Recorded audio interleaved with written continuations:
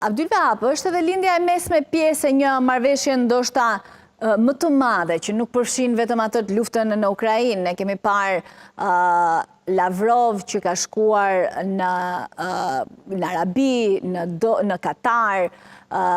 bën bisedime me Sirin, pra sepse ne kemi edhe dy zona të tjera që është Gaza, por edhe Siria, ku e para duket se është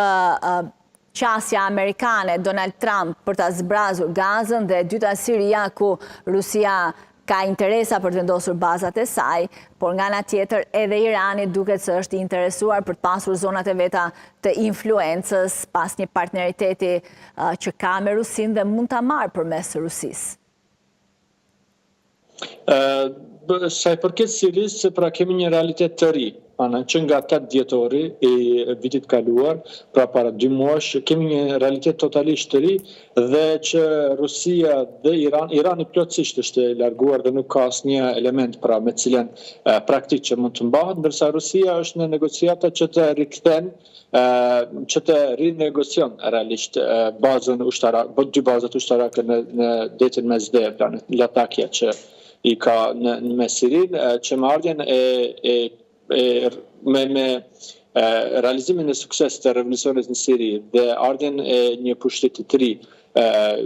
sirian, kjo marrëveshje vetëm se i ka ardhur fundi, dhe tani Rusia tenton që ta renegocion, por edhe që të renegocion edhe kushtet se si do të funksiononte. Përderisa Asadi ishte atje, kishte kontroll total Rusia, edhe mbi Sirin, por edhe marrëveshje për 50 vjet të këtyre bazave ushtarake, ndërsa tani duket që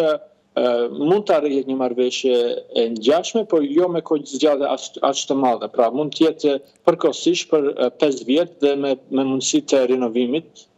Të saj për këto është thash realiteti i ri, ku Turqia tani ka kryefjalën në aspektin e sigurisë, pra infrastrukturën e sigurisë të Sirisë, por edhe më gjerë. Dhe Turqia gjithashtu është në diskutim me Sirin për krimin fillimisht rikonfiguracionin e ushtrisë siriane, pra një krimin, një ushtri të rregullt, gjithë ata fragmentime dhe fraksione ushtarake që kanë qenë brenda opozitës siriane tani janë në proces të bashkimit me ushtrinë siriane, pra atë kombëtare, dhe Turqia këtu luan një rol shumë të madh në rekrutimin dhe reorganizimin e kësaj, por edhe me një plan, një marrëveshje që së shpejti mund të kemi edhe